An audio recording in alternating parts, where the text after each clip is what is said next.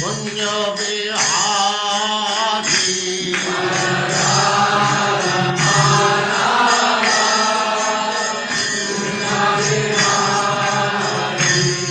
जय राधा माधव कुंज बिहारी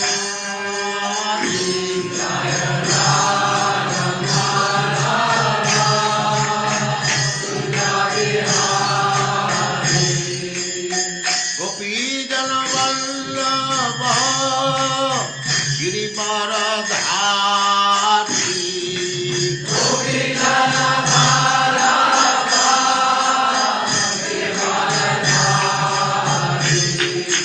गोपीजन वल्लभ गिरिवरधारी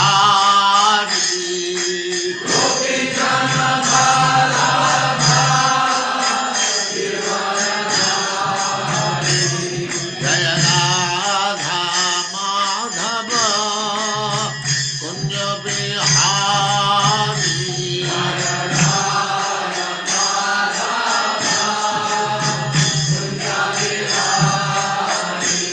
जय राधा माधव कुंज बिहारी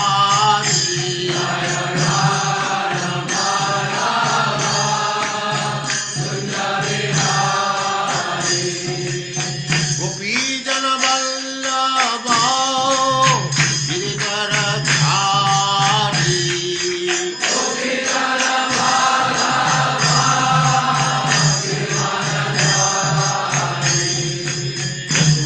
यशोदानंदन व्रज जनरंजन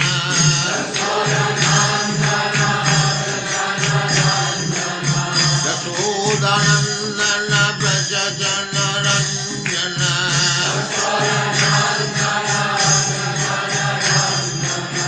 जमुना तीर वनचारी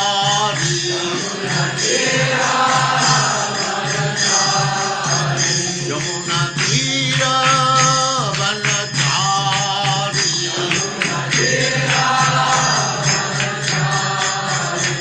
जय राधा माधव कुंज बिहारी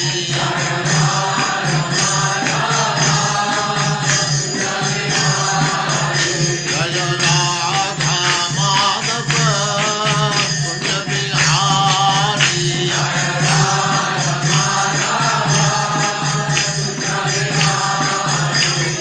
गोपीजन वल्लभ गिरिवरधारी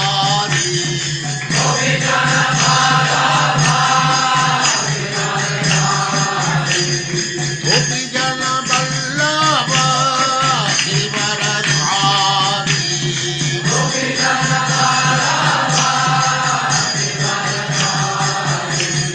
यशोदानंदन व्रज जनरंजन यशोदानंदन व्रज जनरंजन जमुना तीर वनचारी जय राधा माधव कुंज बिहारी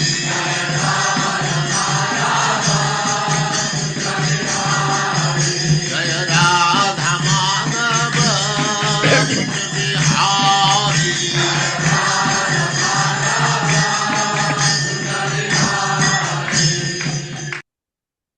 ओम नमो भगवते वासुदेवाय ओम नमो ओम नमो भगवते भगवते वासुदेवाय। वासुदेवाय। ओम नमो भगवते वासुदेवाय ओम नमो भगवते वासुदेवाय। ओम नमो भगवते वासुदेवाय ओम नमो भगवते वासुदेवाय। नारायणं नमस्कृत्य नारायणं नमस्कृत्य नरं चैव नरोत्तमं नरं नरं चैव नरोत्तमं देवीं सरस्वतीं व्यासं देवीं सरस्वतीं व्यासं ततो जयमुदीरये ततो जयमुदीरये नष्टप्रायेषु भद्रेषु नष्टप्रायेषु भद्रेषु नित्यं भागवत सेवया नित्यं भागवत सेवया भगवती उत्तम श्लोके भगवती श्लोके भक्तिर्भवति नैष्टिकी भक्तिर्भवति नैष्टिकी। हरे हरे कृष्णा कृष्णा, प्रभु आप जी सबका शत स्वागत है। हरे कृष्णा प्रभु जी धन्यवाद हरे कृष्णा प्रभु जी दंडवत प्रणाम। हरे कृष्णा। कल बहुत अच्छा तात्पर्य था, लेकिन लंबा था, समय नहीं था उसमें हम बात कर सकें। और उसके ऊपर रीमा माता जी का एक बहुत अच्छा प्रश्न था जो मैं बहुत हल्के में लिया, हल्के वाला नहीं था वो। अभी उस पर भी बात करेंगे। एक इसमें जो हमको जो सीखना है ये है कर्मफल, जो किस तरह वैष्णव सारे कर्म फलों से छूट जाता है उसका। ये तो हमने बहुत बार पढ़ा है कि जो भगवान का भक्त है, और वैष्णव तो आपको पता है ना किसे कहते हैं, तो वैष्णव इन कर्म फलों से छूट जाता है। इनसे ही नहीं छूटता, वैष्णव अपने ऋणों से भी छूट जाता है। हमारे ऋण होते हैं, हमारे माँ का, बाप का से इतना हमको, जिन्होंने हमको ये शरीर दिया, कष्ट होगा हमको पैदा करने में, हमको अ, बड़ा करने में, पालने में, उनका ऋण हमारे ऊपर होता है। लेकिन वो ऋण आप चुकाते हैं, अच्छा बेटा बन के या बेटी बन के। लेकिन अगर आप भक्ति मार्ग में लग गए तो आप उस ऋण से उऋण हो जाते हैं। वैष्णव हमेशा, वैष्णव पर ऋण नहीं होता क्योंकि वो भगवान की शरण में होता है। तो इस ये तो एक बात थी। और वैष्णव कर्म फलों से भी मुक्त हो जाता है। अगर पहले कोई खराब कर्म किए हैं जिसका फल मिलना जरूरी है, और और वैष्णव भी बन गया, लेकिन प्रारब्ध है आ गया, तो उन फलों में इंटेंसिटी कमी हो जाती है। जैसे पैर टूटना है, मेरा फल ऐसा है कि मेरे पैर में फ्रैक्चर होना है। फ्रैक्चर दो तरह के होते हैं, एक टूटा और हड्डी के टुकड़े टुकड़े हो गए, बहुत खतरनाक फ्रैक्चर। खाली एक जगह क्रैक आ गया, इतना खतरनाक नहीं। मैं उस समझाने के लिए बोल रहा हूँ ये। तो वैष्णव को फ्रैक्चर हड्डी एक जगह टूटेगी, मेरा अगर कर्म फल है तो हड्डी का चूरा चूरा हो जाएगा। ये फर्क है। तो जो प्रारब्ध है, भाग्य जो हो चुका है, जो फल ऑलरेडी आपको मिल चुके हैं, उसमें भी इंटेंसिटी में कमी आती है वैष्णव की। अदरवाइज जनरल जो प्रारब्ध है, जिसे हम भाग्य कहें, प्रारब्ध कहें, कर्मों के फल कहें, वो हमको भोगने पड़ते हैं। तो इसमें उनका बहुत अच्छा वर्णन है। वैष्णव सारे कर्म से छूट जाता है। इन फलों में अप्रारब्ध, प्रारब्ध आया ही नहीं, निकला ही नहीं, जो अभी प्रकट नहीं हुए वैष्णव के, वो तो खत्म ही हो जाते हैं। दूसरा, क्योंकि नोट करिए ये बड़ा जरूरी है, अप्रारब्ध जो अभी प्रारब्ध हुए ही नहीं, जो अभी फलीभूत नहीं हुए, लेकिन मैंने उनको भोगना है क्योंकि मैंने कर्म किए हैं ऐसे, अप्रारब्ध भी को भी मुझे भोगना होगा। दूसरा है कूट, जो प्रारंभ होने वाले हैं, अभी हुए नहीं, प्रारंभ, उसको कूट कहते हैं। बीज है तीसरा, जो प्रकट हो रहे होते हैं, अभी मेरे में प्रकट हो रहे होते हैं मेरे कर्म फल। और प्रारब्ध जो मैं प्रकट हो चुका है, मैं भोग रहा हूँ। एक तो मैं भोग रहा हूँ बीज, जो जिनको मुझे भोगना है, और फिर उसके पीछे क्या है, कूट, वो रिजर्व में है अभी, वो बीज अभी अंकुरित नहीं हुए, वो भी मैं भोगूंगा। और अप्रारब्ध भोगना है। इतने 4 किस्म के लेकिन वैष्णव इनसे छूट जाता है। लेकिन मैंने जैसे आपको बताया, जो प्रारब्ध है उसमें भी वैष्णव की कमी आ जाती है। तो भक्ति करना आपके लिए इतना लाभदायक है। ये कर्म से कर्म शमित हो जाते हैं। एक तो ये, इस पर मुझे बोलना था, समय नहीं था कल उस समय। एक रीमा माता जी ने एक 5वें श्लोक का, ये 5वां श्लोक है।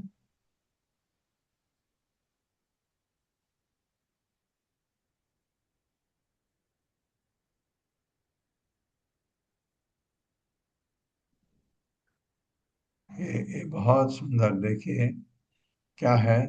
यदि वैष्णव के सुख तथा दुख सामान्य कर्म फलों जैसे अनुभव किए जाते हैं, किंतु एक महत्वपूर्ण दृष्टिकोण से वे पृथक होते हैं।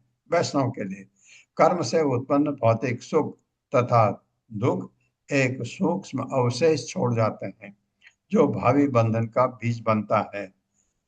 अवशेष छोड़ जाता, भावी बंधन का बीज बनता है। तो इसमें वैष्णव के वो नहीं होते।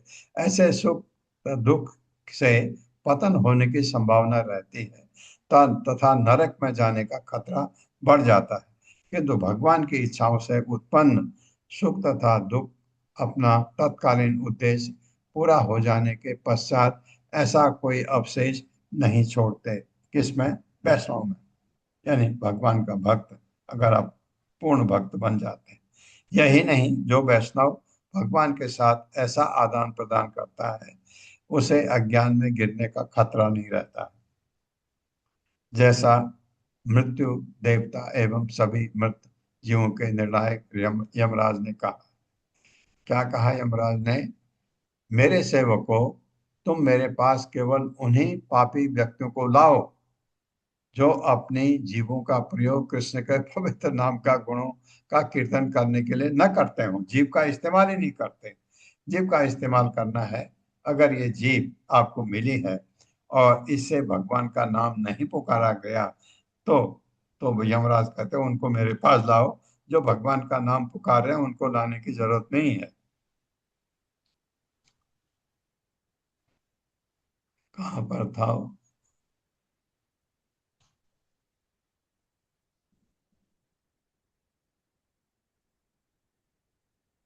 रीमा माता जी, इससे ऊपर है वो। हरे कृष्णा प्रभु जी, 5वें श्लोक के एकदम लास्ट में है प्रभु जी। लास्ट में है। ओके। जी प्रभु जी।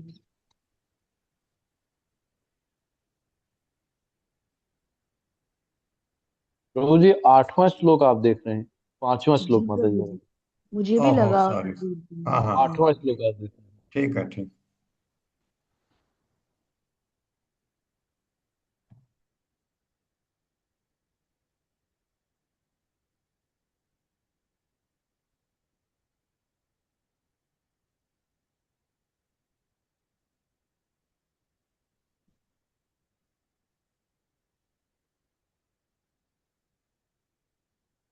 अरे रे, मैं कहाँ हूँ?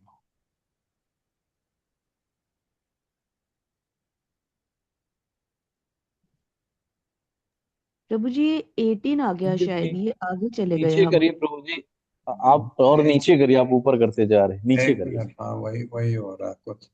हाँ। मैं पढ़ दूं क्या प्रभु जी? हाँ पढ़ दीजिए, बेटर रहेगा। जी जी। तो प्रभु जी 5वें श्लोक के अंतिम 6 लाइन्स हैं। इनमें से हम जहाँ प्रश्न आता है वो 3 लाइन पढ़ते हैं।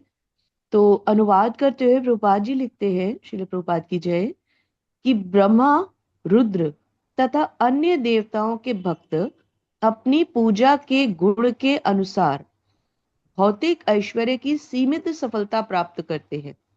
अंततः वे संभवतः पूर्ण मुक्ति के पात्र बनते हैं। तो प्रभु जी यहाँ पर थोड़ा सा ये समझ में नहीं आ पाया कि जब वो ब्रह्मा और रुद्र जैसे देवताओं के भक्त है, तो और भौतिक गुण भी धारण कर रहे हैं, भौतिक ऐश्वर्य की सफलता भी प्राप्त कर रहे हैं, तो फिर प्रभु जी वो पूर्ण मुक्ति के पात्र क्यों लिखा है प्रभु जी? ये थोड़ा समझ में हाँ नहीं आया। हाँ, यही प्रश्न था आपका। पूर्ण मुक्ति के पात्र तो मैंने आपको कहा था कि ऐसा ऐसा होता है, जैसे उससे उनको तृप्ति हो जाएगी। नहीं, ऐसा नहीं था, क्योंकि मैंने इंग्लिश का ट्रांसलेशन पढ़ा इसका। वो इंग्लिश का ट्रांसलेशन वही है जो आपने कहा कि उनको पूर्ण मुक्ति के, उसमें लिखा है इवेंचुअली, इवेंचुअली दे में गेट फुल लिबरेशन। तो कंप्लीट लिबरेशन, कंप्लीट लिबरेशन का मतलब तो भौतिक जगत से निकलना है। तो ये ऐसे भक्ति, जो देवताओं की भक्ति, जो अ, ब्रह्मा जी की, शिव जी या और बड़े देवताओं की पूजा करते हैं, ये मुझे ऐसा एक ही चीज लगती है कि ये भक्ति जो, ऐसा नहीं कि वो सभी देवताओं की, उसमें खास देखा है, तथा बड़े देवताओं की। बड़े देवताओं में आपके इंद्र आते हैं, कोई और भी नाम में नहीं सोच पा रहा हूँ। तो ब्रह्मा, शिव जी हैं, और बड़े कोई देवता जो भगवान के भक्त हैं, ये सब भगवान के भक्त हैं। इनकी पूजा अगर आप करते हैं तो इवेंचुअली ये लिखा है कि आपका पूर्ण लिबरेशन होगा। लेकिन अभी नहीं। ये मतलब नहीं कि आप शिव जी की पूजा करें तो आपका लिबरेशन हो जाए, हो ही नहीं सकता। कि वो आपको आशीर्वाद देंगे, जो मैंने अपना अंदाजा लगाया है, क्योंकि इसमें लिखा नहीं ज्यादा, और इंग्लिश ट्रांसलेशन में भी इतना ही लिखा, eventually they may get full liberation, complete liberation. तो इवेंचुअली का मतलब है कि होगा ऐसा, कि जो ऐसे भक्ति में लगा है, ब्रह्मा जी की करता है, ब्रह्मा या शिव जी की करता है, या किसी और बड़े देवता की पूजा करता है, तो उसका इवेंचुअली लिबरेशन होगा। अभी नहीं होगा, लेकिन जब आप शिव जी की भक्ति करते हैं, करते हैं, करते हैं, आपको नहीं समझ आया शिव जी किसकी भक्ति कर रहे हैं, तो आपको समझ आएगा कि हाँ, कि मुझे भी इनका इनको फॉलो करना चाहिए, कि मैं भी भगवान विष्णु की भक्ति करूं। ये तभी, उनकी भक्ति करे बगैर तो लिबरेशन हो ही नहीं सकता, क्योंकि लिबरेशन का जो जो पावर है, वो न ब्रह्मा के पास है, न शिव जी के पास है, और न किसी देवता के पास है। लेकिन ऐसे देवता जो भगवान की भक्ति कर रहे हैं, उनकी अगर आप भक्ति कर रहे हैं, तो आप ऐसा समझिए कि जैसे आप किसी भक्त की भक्ति कर रहे हैं। कोई भगवान का महान भक्त है, जैसे नारद है, आप नारद की पूजा कर रहे हैं, ये तो आपको आपको ऐसा कभी भी लगेगा कि जैसे भगवान के भक्त हैं, भक्तों के दासानुदास, दासानुदास, आपने भगवान की पूजा नहीं कर रहे हैं, उस भक्त की पूजा कर रहे हैं, तो स्वाभाविक है कि आप में ये प्रवृत्ति आएगी एक दिन, कि आप भी ऐसे पूजा करने, फिर आपका लिबरेशन हो सकता है। ऐसे मैं समझता हूँ। आप क्या समझती हैं रीमा माता जी? जी प्रभु जी, मुझे भी क्योंकि ब्रह्मा जी और शिव जी भगवान की ही पूजा करते हैं, हाँ। तो अभी तो जो मीनिंग इसमें से समझ में आया वो तो यही है। लेकिन मैं और देख रही हूँ, अगर मुझे और इसका कुछ समझ में आएगा तो प्रभु जी मैं जरूर आपसे पूछूंगी हम्म। दोबारा। तो ये था प्रश्न आपका, बहुत अच्छा आपने पकड़ा, क्योंकि मैं उसको, क्योंकि और चीज में ध्यान था मेरे दिमाग से, वो इतना नहीं टकराया। तब मैंने आपको कहा कि इवेंचुअली वो लिबरेशन का ये मतलब है कि उनकी वो आसक्ति नहीं रहेगी जो आसक्ति है मेरी भौतिक जगत में। क्योंकि भौतिक जगत में कुछ काम ऐसे हैं जो मैं करता हूँ और थक जाता हूँ, फिर मैं भगवान की तरफ मुड़ता हूँ। ये ये मैंने इस ढंग से सोचा था कि आप जैसे ऐश्वर्य चाहते हैं, हम पैसा चाहते हैं, सुख चाहते हैं जिंदगी में, मिल गया, मिल गया, उससे भी थक जाते हैं आप। बहुत सारे अमीर लोग भी इस तरफ मुड़ते हैं, क्योंकि वो पैसों से थक जाते हैं, उस ऐश्वर्य से थक जाते हैं। क्यों? क्योंकि सबसे बड़ी चीज है कि सुख, आनंद। आनंद नहीं मिलता है तो आदमी ढूंढता है कि ये इससे भी आनंद नहीं है, आनंद मैं कहाँ ढूंढूं। फिर पता लगता है आनंद तो खाली आनंद के पास है, वो भगवान है। तो भगवान ही आनंद दे सकते हैं, उनसे जुड़ना है, जुड़ने पर ही आपको आनंद मिल सकता है। ऐसा मैं ऐसे सोचा था, लेकिन ये ऐसा है। जी प्रभु जी। ओके, 463।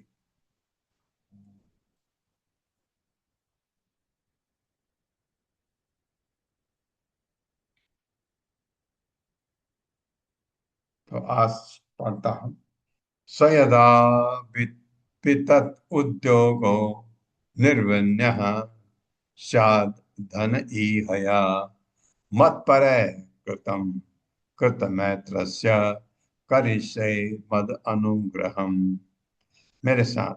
स यदा वित्तत् उद्योगो सयदा विद्योगो निर्विण्णः स्यात् धन ईहया निर्विण्णः स्यात् धनेहया मत्परः कृतमैत्रस्य मत्परैः कृतमैत्रस्य करिष्ये मद अनुग्रहम्। करिष्ये मदनुग्रहम्। सह वह यदा जब वितत व्यर्थ उद्योग प्रयास निर्विण्य विफल सात हो जाता है धन के लिए, यह अपने प्रयास से मत मेरे पर भक्तों के साथ कृत बनाने वाले के लिए मैत्र से मित्रता करी से दिखलाऊंगा मत मेरी अनुग्रह कृपा। जब वह धन कमाने के अपने प्रयास में विफल होकर जब वह धन कमाने के अपने प्रयासों में विफल होकर मेरे भक्तों को अपना मित्र बनाता है, मेरे भक्तों को अपना मित्र बनाता है, तो मैं उस पर विशेष अनुग्रह प्रदर्शित करता हूँ। तो मैं उस पर विशेष अनुग्रह प्रदर्शित करता हूँ। हाँ, ये वो है जो उस कैटेगरी में आते हैं जहाँ पर प्रभुपाद थे। धन कमाने के लिए उनका एक ही उद्देश्य था कि वो पैसा कमाएं। प्रभुपाद को ज्यादा पैसा कमाना चाहते थे, क्योंकि जिसके पास वो काम करते थे पहले, बोस फार्मास्यूटिकल कलकत्ता में, उसको प्रभुपाद ने कहा कि मुझे कुछ ऐसा बताइए कि मैं ज्यादा पैसा कमाऊं। उसने कहा कि क्यों चाहते हो पैसा ज्यादा कमाना, ये पैसा तुम्हारे लिए काफी है। उन्होंने कहा नहीं, मैं गौड़ी मठ को थोड़ा मदद करना चाहता हूँ, इतने पैसे में मैं घर और ये दो चीज नहीं कर सकता। उन्होंने कहा कि तुम इलाहाबाद जाओ, हमारी फार्मेसी है, तुम चलाओ उसको, कोई बात नहीं। तो लेकिन ये तो उन्होंने सोचा, भगवान को ही मंजूर नहीं था, क्योंकि भगवान को था ये तो मेरा भक्त है, और भगवान ने धीरे धीरे सब कुछ छीन लिया। तो लेकिन उनकी मित्रता कहाँ थी? भक्तों के साथ जुड़े हुए थे वो। तद ब्रह्म परमं सूक्ष्मं चिन्मात्रं सद अनंतकम विज्ञाय आत्मतया धीरः संसारात् परिमुच्यते। मेरे साथ। तद ब्रह्म परमं सूक्ष्मं तद्ब्रह्म परमं सूक्ष्मं चिन्मात्रं सद अनंतकम चिन्मात्रं सदनन्तकम् विज्ञाय विज्ञाय आत्मतया धीरः धीरः संसारात् परिमुच्यते। संसारात् मुच्यते। तद वह ब्रह्म निर्विशेष ब्रह्म परमं परम सूक्ष्मतम सूक्ष्म चित आत्मा मात्रम शुद्ध सत नित्य जगत अनंतकम अंतहीन विज्ञाय भली भांति जानकर आत्मतया अपने ही आत्मा के रूप में धीर धीर संसारात भौतिक जीवन से परिमुच्यते छूट जाता है। इस तरह धीर बना हुआ व्यक्ति इस तरह धीर बना हुआ व्यक्ति ब्रह्म को ब्रह्म को तो आत्मा की सर्वाधिक सूक्ष्म तथा पूर्ण अभिव्यक्ति से जो आत्मा की सर्वाधिक सूक्ष्म तथा पूर्ण अभिव्यक्ति से एवं अंतहीन जगत से परे है। एवं अंतहीन जगत से परे है। सर्वोच्च सत्य के रूप में सर्वोच्च सत्य के रूप में पूरी तरह से अनुभव करता है। पूरी तरह से अनुभव करता है। इस तरह यह अनुभव करते हुए कि इस तरह यह अनुभव करते हुए कि परम सत्य उसके अपने अस्तित्व का आधार है। परम सत्य उसके अपने अस्तित्व का आधार है। हाँ, ये आधार समझ है। में उसके आने लगता है कि परम सत्य यानी भगवान ही मेरे अस्तित्व का आधार है। वह भौतिक जीवन के चक्र से मुक्त हो जाता है। वो भौतिक जीवन के चक्र से मुक्त हो जाता है। अतो माम दुराराध्यम हित्वा अन्यान् भजते जनः ततः त आश्रितो सेभ्यो लब्धराज्य श्रिया उद्धता या श्रिया उद्धता मत्ता प्रमत्ता वरदान विस्मयन्ति अवजानते। मेरे साथ अतो माम सुदुराराध्यम अतो माम हित्वा अन्यान् भजते जनः हित्वान्यान् भजते जनः ततः त आशुतोषेभ्यो ततः आशुतोषेभ्यो लब्धराज्यश्रिया उद्धता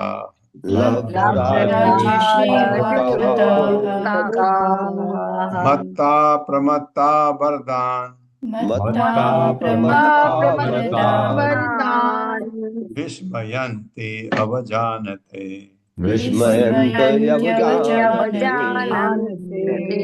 अतः इसलिए मां मुझको अत्यंत सुराराध्यम पूजा करने में कठिन हित्वा छोड़कर अन्यों को भजते पूछता है जन सामान्य व्यक्ति ततः फलस्वरूप ते वे आशु शीघ्र ही तो से संतुष्ट लोगों से लब्ध प्राप्त राजसी श्रिया ऐश्वर्य से उद्धत बनाए गए मत्ता मत से चूर प्रमत्ता परवाह न करने वाले वरों के दान दाता विस्मयंती अत्यंत निडर बनकर अब जानते अपमान तिरस्कार करते हैं।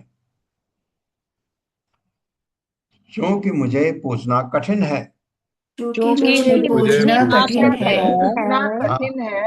हाँ, कठिन क्यों है? क्योंकि भौतिकता से अलग होना पड़ता है, इसलिए सामान्यतया लोग मुझसे कतराते हैं। इसलिए सामान्यतः लोग मुझसे कतराते हैं। हाँ, बिल्कुल सही बात है ये। मैं एक बड़ा मुझे उदाहरण है आपको बताता हूँ। मैं कहीं गया हुआ था तो वहाँ पर जो फैमिली के हेड थे वो मेरे बहुत पूज्य भी थे। तो वहाँ बैठा, उनका बेटा बोला कि भगवत गीता नहीं पढ़नी चाहिए, ऐसा कहते हैं लोग। मैंने कहा क्यों? वो कहता भगवत गीता पढ़ने से वैराग्य आ जाता है। मैंने कहा वो तो जीवन का लक्ष्य है वैराग्य आना, किसको आता वैराग्य? ऐसे ऐसे विचार पड़े हैं लोगों के, इसलिए कतराते हैं लोग। ये जो कहा है इसके सपोर्ट में आपको कह रहा हूँ। और बजाय इसके मैं उन अन्य देवों की पूजा बजाय इसके वे होना चाहिए। और बजाय वह होना चाहिए। इसके मैंने वे उन अन्य देवों की पूजा करते हैं वे उन देवों की पूजा करते हैं जो शीघ्र ही तुष्ट हो जाते हैं। हाँ, उसमें सबसे नाम ऊपर आता है शिव जी का, आशुतोष। जब लोग इन देवों से राजसी ऐश्वर्य प्राप्त करते हैं, जब लोग इन देवों से राजसी ऐश्वर्य प्राप्त करते हैं तो वे उद्धत गर्मोन्मत्त हाँ, गर्व से उन्मत्त मतलब तथा अपने कर्तव्यों की उपेक्षा करने वाले बन जाते हैं। अपने कर्तव्यों की उपेक्षा करने वाले बन जाते हैं। हाँ, अक्सर जितने भी लोग मेटेरियली वेल ऑफ होते हैं, जो भौतिक दृष्टि से, और उनमें ये गुण पाए जाते हैं, वे उन देवताओं को भी वे उन वे उन देवताओं को उन भी देवताओं को भी अपमानित करने का दुस्साहस करते हैं, अपमानित करने अपमानित का करने का दुस्साहस साहस करते हैं, करते हैं, जिन्होंने उन्हें वर दिए हैं। जिन्होंने जिन्होंने उन्हें वर दिया उन्हें हो। वर वर दिए दिए हैं। हैं। हाँ, ये कहने में वो कतराएंगे नहीं, अरे दिए ठीक है, उन्होंने दिया लेकिन मेहनत तो मैंने किया, ऐसा कहने में उनको कोई संकोच नहीं होगा। यही चीज शिव जी के साथ हुआ, इसलिए ये बैकग्राउंड बनाया जा रहा है। शिव जी ने वर दिया और वो शिव जी को ही भस्म करना चाहता है, इसलिए इसलिए ये श्री शुक वाचा साप प्रसादयो दयो ईशा ब्रह्म विष्णु शिवादयः सद्यः साप प्रसादो अंग शिवो ब्रह्मा न च अच्युतः। मेरे साथ श्री शुक वाचा श्री श्री शुक शुक उवाच उवाच साप प्रसादयो विसर्ग आएगा, साप प्रसादयो ईशा शाप शाप प्रसादयोरीश प्रसादयोरीश ब्रह्म विष्णु शिवादयः ब्रह्म ब्रह्म विष्णु विष्णु शिवादयः सद्यः साप प्रसादो अंग सद्यः सद्यः शाप साप प्रसादोऽङ्ग शिवो ब्रह्मा न च अच्युतः। शिवो ब्रह्मा न च अच्युतः। श्री शुकावाचा सुखदेव गोस्वामी ने कहा, साप साप देने, प्रसादयो दया दिखाने में, ईशा समर्थ, ब्रह्म विष्णु शिव आदय, ब्रह्मा विष्णु शिव इत्यादि, सद्य शीघ्र, साप प्रसाद जिनके साप तथा वरदान, अंग हे प्रिय अंग राजा परीक्षित, शिव शिव ब्रह्मा ब्रह्मा न नहीं च तथा अच्युता भगवान विष्णु। सुखदेव गोस्वामी ने कहा, सुखदेव ये गोस्वामी ने सुखदेव कहा, गोस्वामी ने कहा, क्योंकि एक कथा वो सुना रहे हैं परीक्षित महाराज को, ब्रह्मा विष्णु शिव तथा अन्य देवता ब्रह्मा विष्णु भगवान श्री शिव कृष्ण अन्य अन्य देवता देवता किसी को शाप या आशीर्वाद देने में समर्थ हैं। किसी को शाप या आशीर्वाद देने में समर्थ है। हाँ, यही समर्थ है, हम नहीं है। मैं कहूँगी तुम्हारा ये अच्छा हो जाए, कभी विश्वास मत करो। मैं कहूँगा तुम्हारा सर्वनाश हो जाए, कभी विश्वास मत करो। ये कहेंगे तो हो सकता है, लेकिन इनसे भी ऊपर है भगवान का शुद्ध भक्त, वो तो कभी विनाश की बात ही नहीं करता। उसका आशीर्वाद मिल जाए तो मेरा कल्याण हो सकता है। आशीर्वाद देने में समर्थ है, ये ध्यान रखिए। शिव तथा ब्रह्मा शिव शिव तथा जी तथा ब्रह्मा शाप देने या वर देने में शाप देने या वर देने में बहुत शीघ्रता करते हैं। बहुत बहुत शीघ्रता शीघ्रता करते हैं। करते हैं। आपने देखा, ब्रह्मा जी ने हिरण्यकश्यप को जब देखा इसका तो शरीर का मांस ही गल गया, बस रुक जाओ, जो चाहे वर दे दूंगा। कहा मुझे मुझे मरना नहीं, और को वो मैं नहीं कर सकता, उसके अलावा कुछ मांग, सब कुछ मांग लिया, जैसा होना चाहिए दे दिया ब्रह्मा जी ने।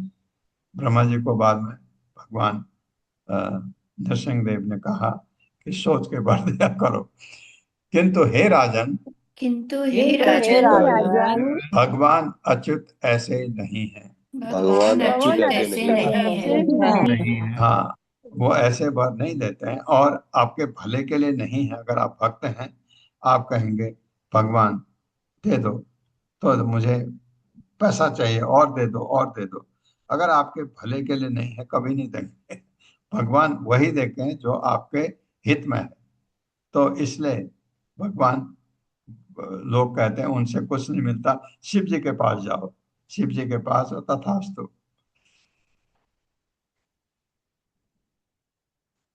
अत्र च उदारहन्ति इमम् इतिहासं पुरातनम् बृक असुराय गिरिशो वरम दत्त्वा आप संकटम।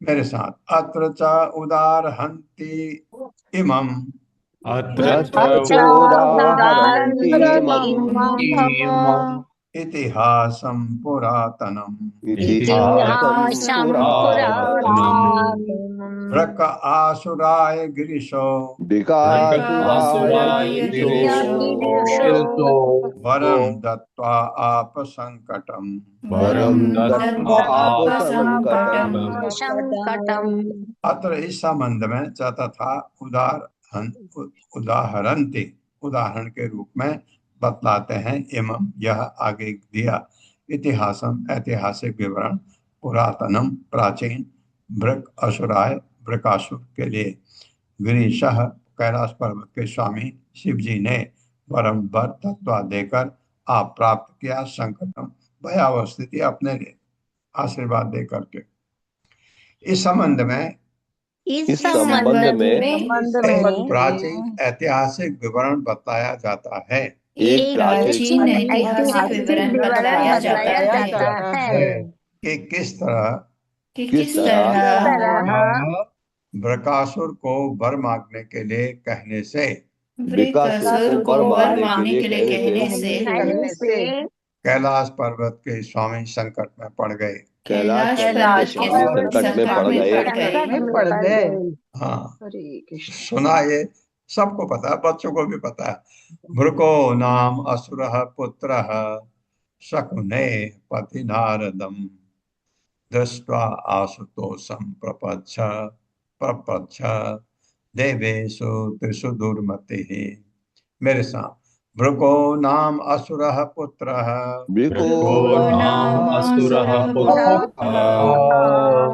शकुनेः पति नारदम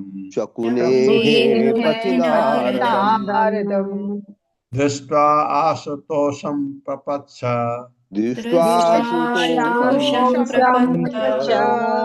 देवेषु त्रिषु दुर्मति। भृकः भृक नामक असुर पुत्र शकुने शकुनी का पति मार्ग में नारद मुनि को दृष्टवा देखकर आशु शीघ्र तोषम प्रसन्न होने वाला प्रपच्छ पूछा देवेशु देवताओं में से 303 दुर्मति दुष्ट ने नारद से पूछा। एक बार मार्ग में शकुनी पुत्र भृक नामक असुर की एक बार मार्ग में शकुनी पुत्र नामक असुर की नारद से भेंट हो गई। नारद से भेंट हो गई। हाँ, कोई भी असुर हो सुर हो नारद को सब पसंद करते हैं, वैष्णव भगवान का, उससे राय लेते हैं। इस दुष्ट ने उनसे पूछा कि तीन प्रमुख देवों में से किसे सबसे जल्दी प्रसन्न किया जा सकता है। हाँ, तो अब नारद क्या कहते हैं। स आह देवम गिरिशम उपाधाव आसु सिद्ध्यसे यो अल्पाभ्याम गुणदोषाभ्याम आसु तुष्यते कुप्यते। मेरे साथ। स आह देवम गिरिशम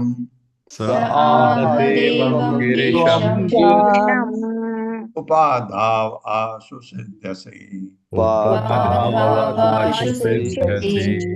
यो अल्पाभ्याम गुणदोषाभ्याम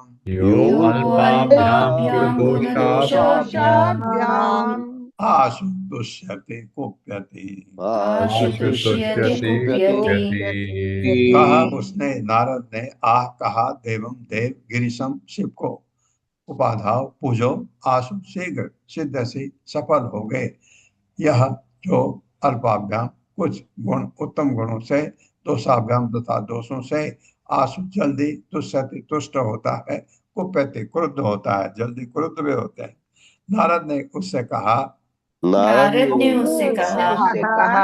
तुम शिव की पूजा करो तुम शिव की पूजा करो तो तुम्हें शीघ्र ही सफलता प्राप्त हो सकेगी।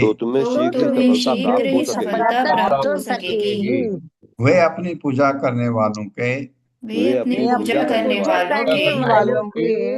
रंच मात्र भी उत्तम गुणों को देखकर रंच मात्र रंच के मात्र उत्तम के गुणों को उत्तम गुणों को देखकर देखकर तुरंत प्रसन्न हो जाते हैं। तुरंत तुरंत प्रसन्न हो प्रसन्न जाते हो हैं। जाते हैं। हाँ, छोटा भी कोई उत्तम गुण उसमें दिखा तो खुश हो जाते हैं, और उनकी रंच मात्र भी त्रुटि देखकर और और उनकी उनकी रंच रंच मात्र भी मात्र की त्रुटि देखकर तुरंत तुरंत कुपित हो जाते हैं। तुरंत कुपित होते हैं। कुपित हो जाते जाते हैं। हाँ, जरा गलती से नाराज भी हो जाते हैं, जरा अच्छे गुण को देख के खुश भी हो जाते हैं।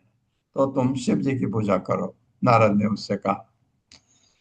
10 अस्य यो हतुष्टः बाणयो तुष्टः स्तुवतो वदन्ति नो इव ऐश्वर्यम् अतुलं दत्वा तत् आप सुसंकटम। मेरे साथ 10 आस बाणयो हतुष्टः दशास्य स्तुवतो बन्दिनो इव तुवतो बन्दिनो ऐश्वर्यम् अतुलं दत्वा ऐश्वर्यमतुलं दत्वा तत् आप सुसंकटम। तत् आप संकटम।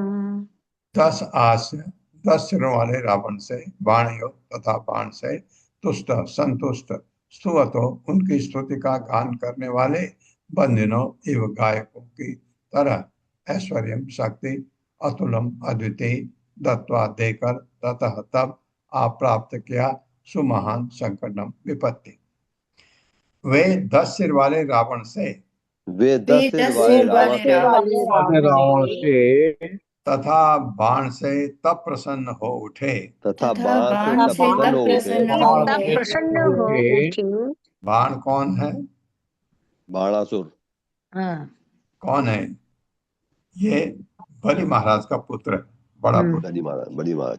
जब उनमें से प्रत्येक ने राज्य दरबार के जब उनमें से प्रत्येक ने राज्य दरबार के बंदी जनों की तरह बंदी जनों की तरह उनके यश का गायन किया, उनके यश का गायन किया। तब शिव जी ने उन दोनों को तब शिव जी ने उन दोनों को अभूतपूर्व शक्ति प्रदान की। अभूतपूर्व शक्ति प्रदान की। किंतु इसके फलस्वरूप उन्हें दोनों के कारण महान संकट उठाना पड़ा। तात्पर्य माता जी। हरे कृष्णा। अशोक प्रभु जी पढ़िए प्लीज। हरे कृष्णा माता जी, दंडवत प्रणाम। हरे कृष्णा प्रभु जी, दंडवत प्रणाम। शीला प्रभुपाद जी की जय। शीला प्रभुपाद जी द्वारा तात्पर्य। रावण ने शक्ति प्राप्त करने के लिए शिव जी की पूजा की और तब इस शक्ति का दुरुपयोग शिव जी के ही आवास पवित्र कैलाश पर्वत को नष्ट करने में किया। बाणासुर की याचना पर शिव जी बाण की राजधानी की रखवाली स्वयं करने के लिए राजी हो गए, किंतु उन्हें बाण के लिए श्री कृष्ण तथा उनके पुत्रों से युद्ध करना पड़ा। हरे कृष्ण। किंतु बाद में उन्हें बाण के लिए श्री कृष्ण तथा उनके पुत्रों से युद्ध करना पड़ा। फिर बाद में शिव जी के और भगवान के का युद्ध होता है, क्योंकि शिव जी वचनबद्ध थे। बाण शिव जी का महान भक्त था और उसने कहा कि आप मेरे राज्य की रक्षा कर दो, तो शिव जी ने हाँ कह दिया। अब उसके राज्य में अगर अटैक होगा तो शिव जी को मदद करनी पड़ेगी। तो भगवान वो कर रहे थे, तो ये कथा हमने भागवतम में पढ़ी है। तो बाण बहुत ही शक्तिशाली था, तो उसने शिव जी से कहा मदद। शिव जी और कृष्ण की का युद्ध होता है बीच में, सुना है आपने, पढ़ा है, याद करिए। इति आदिष्टः तम असुर उपाधावत् स्वगात्रतः केदार आत्मक्रव्येण जुह्वानो अग्निमुखम हरम। और नहीं है, लेकिन और जोड़ इति आदिष्टः तमसुरः असुर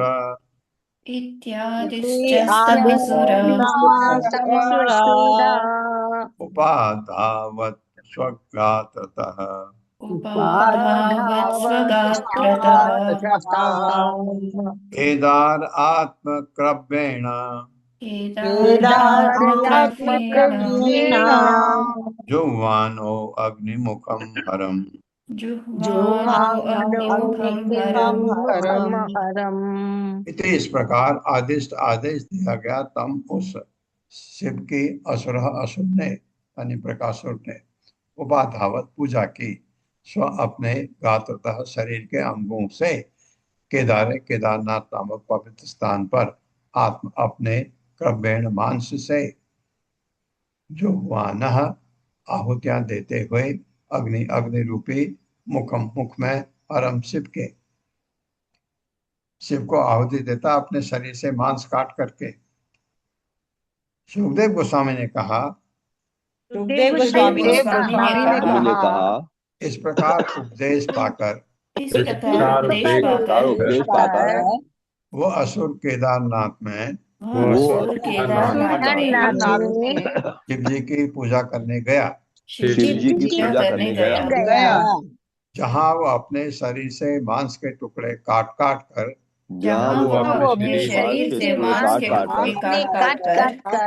पवित्र अग्नि में जो कि शिव मुख है आहुतियां देने लगा।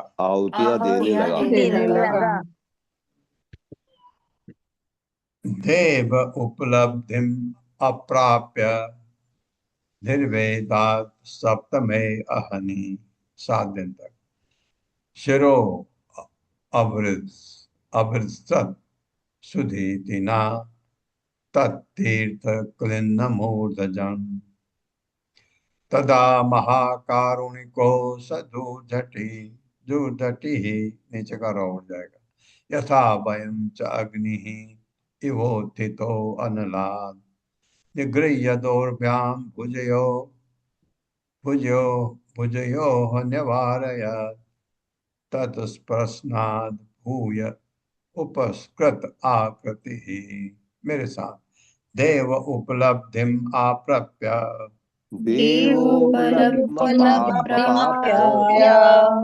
निर्वेदात् सप्तमे अहनि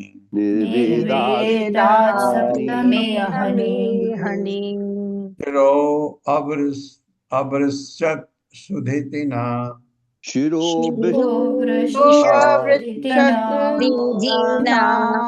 तत्तीर्थ क्लिन्न मूर्धजम्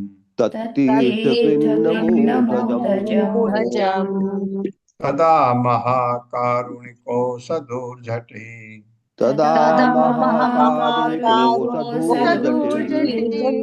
दूर्झटिः यथा वयं च अग्नि इव उत्थितो अनलाद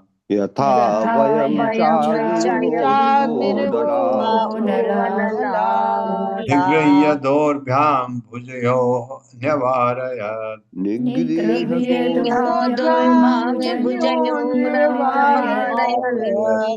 तत्स्पर्शनाद् भूय उपस्कृत आकृतिः।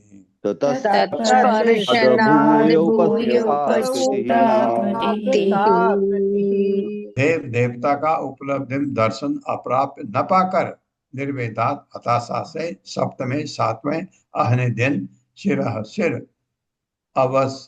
अवृत्सत काटने वाला था सिर को सुदितिना कुल्हाड़े से तत् उस केदारनाथ का तीर्थ स्थान के जल में क्लिन्न सिक्त मूर्धजम सिर के बाल तदा तब महापरम कारुणिक दयालु सह वह धूर्झटि शिव जी यथा जिस तरह वयम हम च भी अग्निदेव की तरह प्रकट होकर उत्थितः उठा हुआ अनलाद अग्नि से निर्गह्य पकड़कर दोर्भ्याम अपनी बाहों से भुजयो उसकी वृक्क की बाहें निवारयत रोका। शिव जी प्रकट हुए रोका उसको तत् उसका शिव का स्पर्श से पुनः उपस्कृत पुनर्निर्मित आकृति शरीर वैसा ही बन गया जैसा पहले था शिव जी के टच करने से। देवता का दर्शन न पाकर बृकासुर हताश हो गया। बृकासुर हताश हो हताश गया। हो गया। अंत में 7वें दिन अंत में 7वें दिन सातवें दिन केदारनाथ की पवित्र नदी में केदारनाथ की की पवित्र नदी नदी में में अपने बाल भिगोकर अपने बाल भिगोकर तथा उन्हें गीला ही रहने देकर तथा उन्हें गीला ही रहने देकर उसने एक कुल्हाड़ा उठाया उसने एक कुल्हाड़ा उठाया और अपना सिर काटने लगा। और अपना सिर काटने लगा। लेकिन उसी क्षण लेकिन उसी क्षण परम दयालु शिव जी परम दयालु शिव जी यज्ञ अग्नि से प्रकट हुए, यज्ञ अग्नि से प्रकट हुए, जो साक्षात अग्निदेव जैसे लग रहे थे। जो साक्षात अग्निदेव जैसे लग रहे थे। उन्होंने असुर को आत्महत्या करने से रोकने के लिए उन्होंने असुर को आत्महत्या से रोकने के लिए उसकी दोनों बाहें पकड़ ली। उसकी दोनों बाहें पकड़ ली। जिस तरह ऐसी परिस्थिति में हम करेंगे, जिस तरह ऐसी परिस्थिति में हम करेंगे, किसी को रोकना है तो हम भी यही करेंगे। शिव जी का स्पर्श करने से शिव जी का स्पर्श करने से बृकासुर एक बार फिर पूर्ण हो गया। बृकासुर एक बार पूर्ण हो गया। हाँ, क्योंकि उसका बहुत मांस शरीर से जा चुका था, लेकिन फिर ठीक हो गया। तम आह च अंग अलम अलम वृणीस्व मे यथा अभिकामम वितरामि ते वरम प्रिये यतो येन नृणाम प्रपद्यताम। नीचे का माँ ऊपर चला जाएगा। अहो त्वया आत्मा रसम अर्ध्यते वृथा। मेरे साथ। तम आह च अंग अलम अलम वृणीस्व मे तमाह चांगालमलम यथा विकामं वितरामि ते वरम यथा वरम प्रिये यतो येन नृणाम प्रपद्यताम।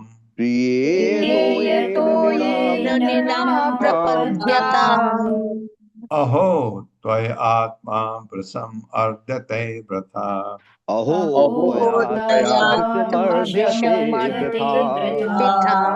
अब शिव जी क्या कहते हैं उससे? तम उससे आ शिव ने कहा च तथा अंग हे प्रिय। ये अंग कौन है? परीक्षित महाराज।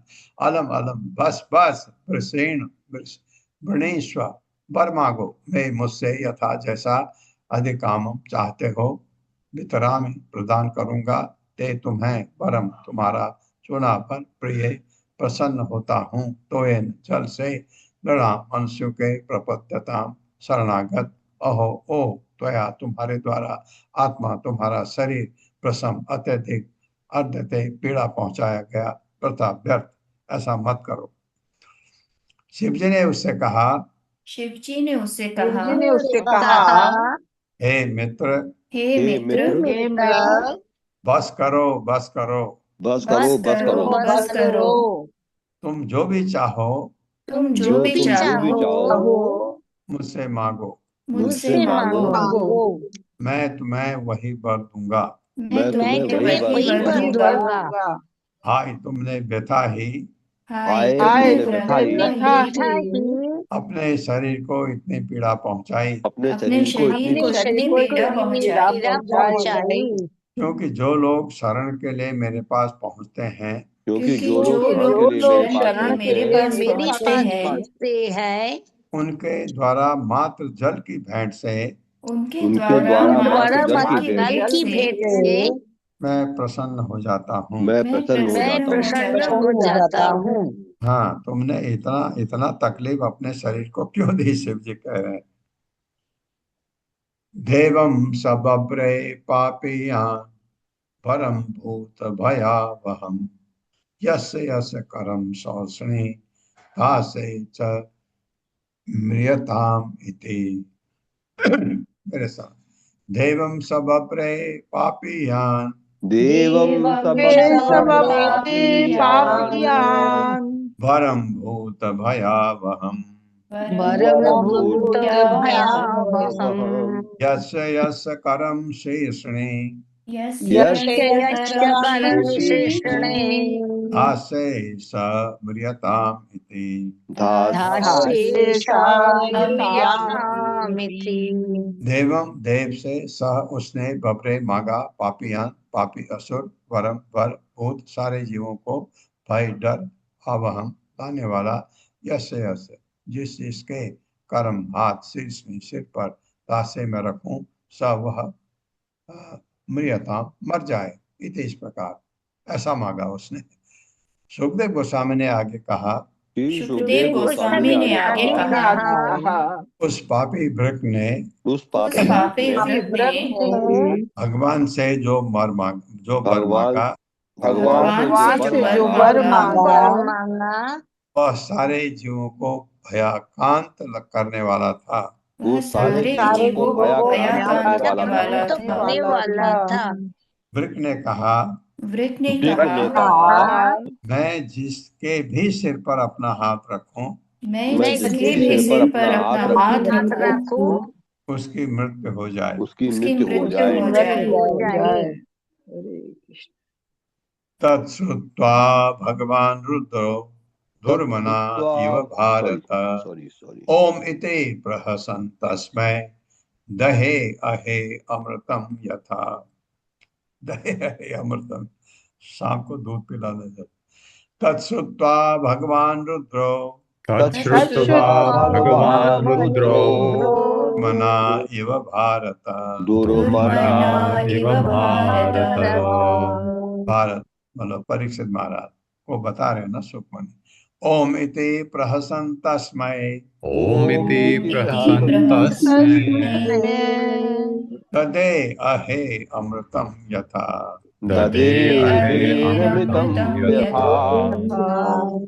तत् यह श्रुत्वा सुनकर भगवान रुद्र ने दुर्मना अप्रसन्न एवं मानव भारत हे भरतवंशी परीक्षित ओम इति स्वीकृत के रूप में ओम शब्द का उच्चारण करते हुए प्रसन्न हंसते हुए तस्मै उसे दे दिया अहे शाम के लिए अमृतम अमृत यथा जिस तरह शाम को दूध पिलाते जैसे ऐसे।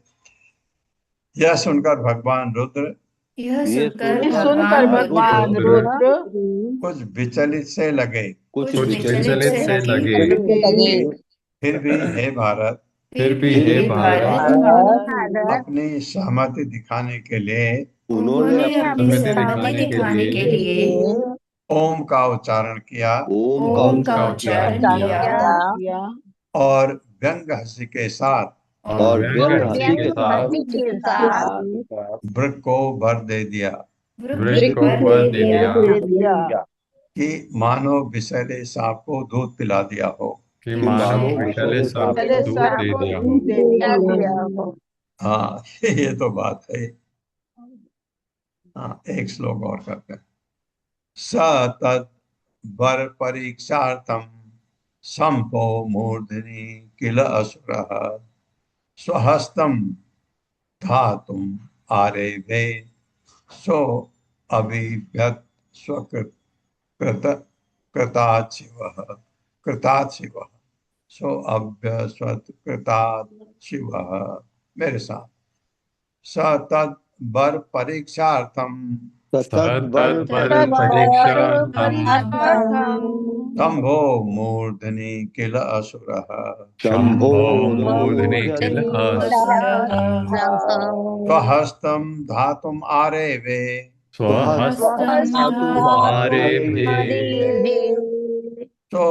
अभिव्यत कृतात् शिवः। तो अभिव्यत कृतात् शिवः।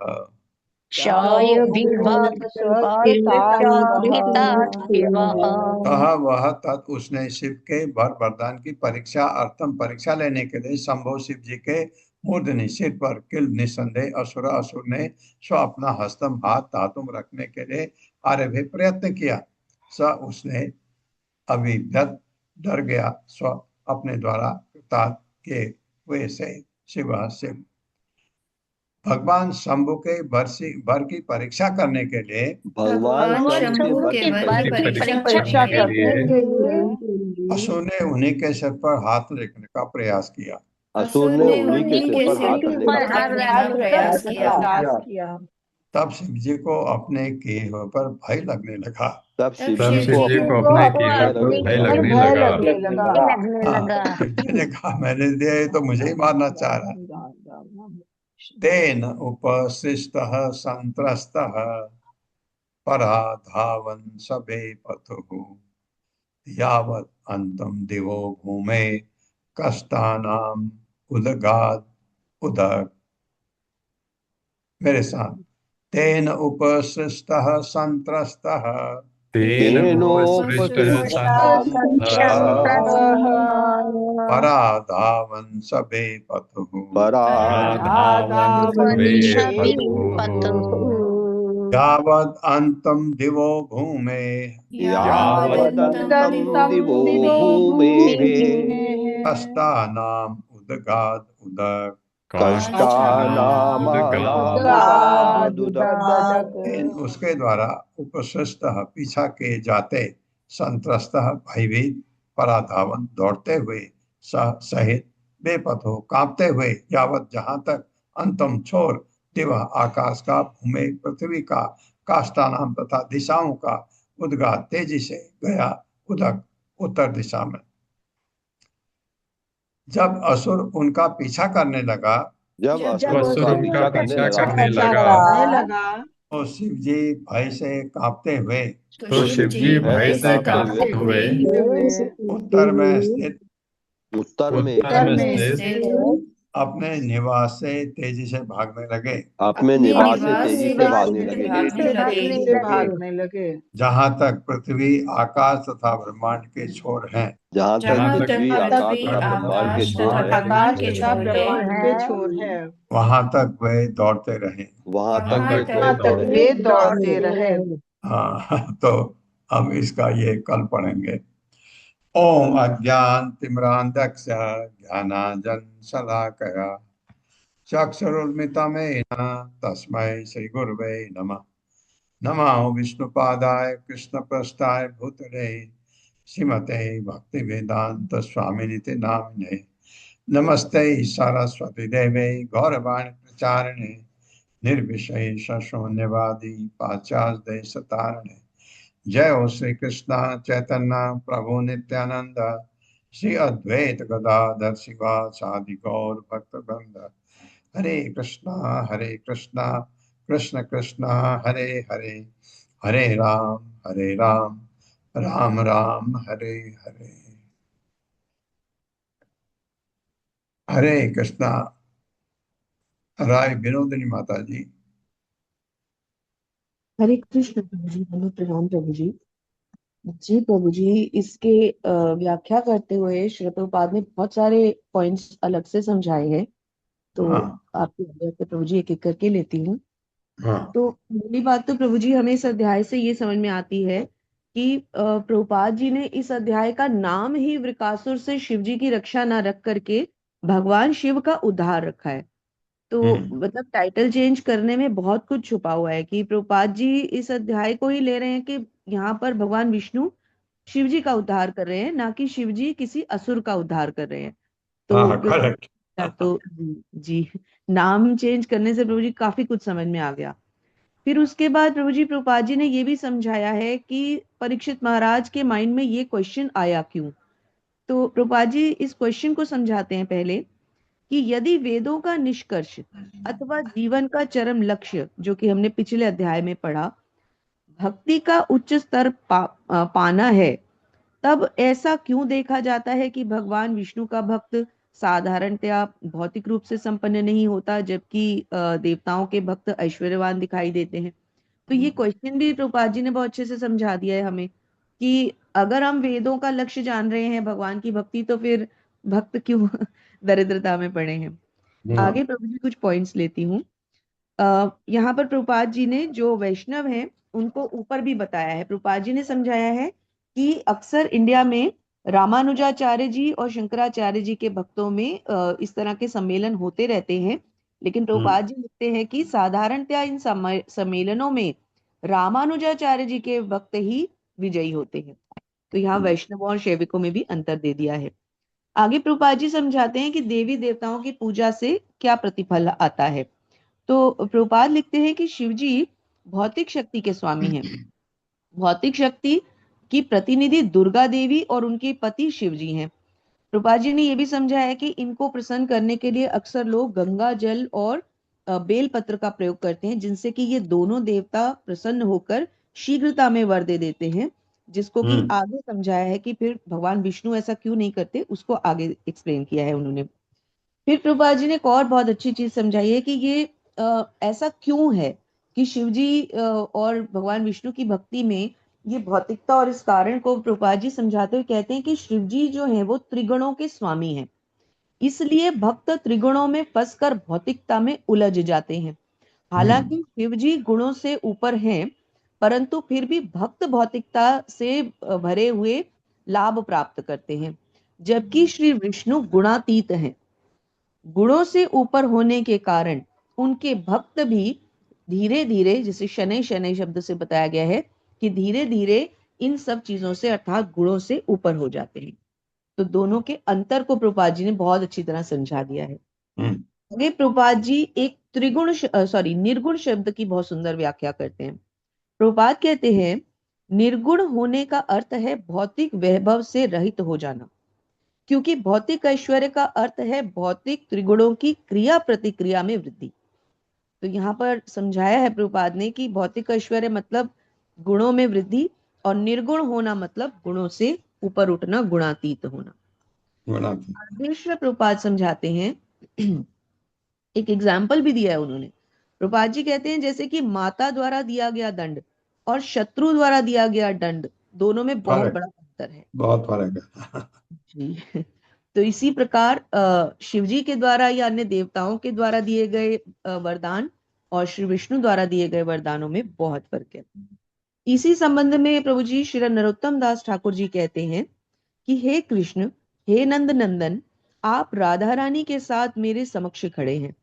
अब मैं आपकी शरण में आ गया हूं, कृपया मुझे स्वीकार कीजिए, कृपया मुझे ठुकराइए मत।